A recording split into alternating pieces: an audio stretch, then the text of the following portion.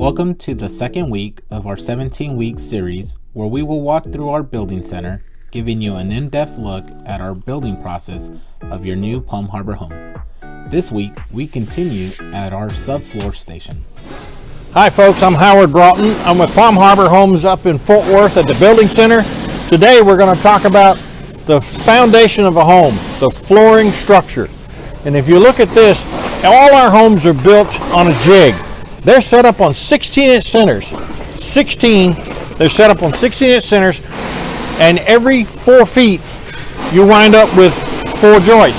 I tell you that because there's some manufacturers that only put 3 instead of 4. That's an area you can't see. Code does not require we do this, we do it.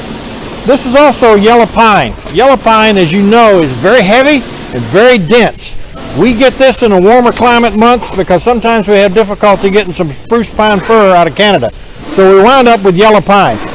When we put our yellow pine on this at 16-inch centers, if you notice that it's marked, when we get to a place where there's a joint, HUD code does not require we put this gang nail plate on here. Other manufacturers will take a piece of scrap lumber, they'll put that on there, and that'll be their joint. This is like a scar on your skin. It's tougher here than it is over there. You try to break this with this, because there's a gang nail plate on both sides. That gives you a sturdy floor, so your perimeter railing on your floor is very rigid. And that causes it to build a better floor so they don't have the drywalls and things likely to crack as it goes down the highway. Now, once they build this upside down, they will then flip it over. Now, if you turn with me over here, and I want to show you, this is a floor that's set up vertically, ready at the next station to flip down. What you see here is a blanket of insulation that is on the belly of your home, and then there's a sheet of plastic on that back side that's holding that up. What this does is trap the heat inside of your home so that your plumbing lines, if your duct system's down here or if your water line system is down here, it is all protected from the cold from the outside. You notice too that your cold lines are labeled as blue and your hot lines is black, is red, so it allows you to hook them up in the right places and send them to the floor. That's on Plumplex. This is with an Arnica ring. These Arnica rings have a knuckle on them that goes into the hole.